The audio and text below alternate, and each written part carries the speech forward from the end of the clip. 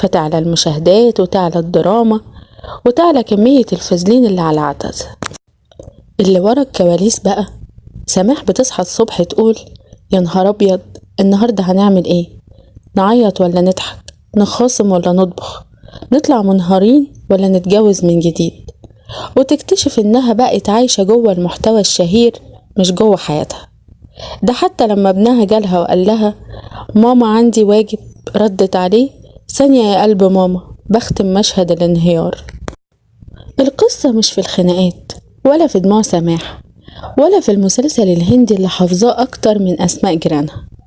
القصة في إن بعض القنوات اكتشفت حاجة خطيرة، إن الترند بيحب الدراما حتى لو مش حقيقية، لكن المشاهد ذكي بقى فاهم إن مش كل زعل زعل، ولا كل خناق خناق، ولا كل كاميرا بتصور الحقيقة.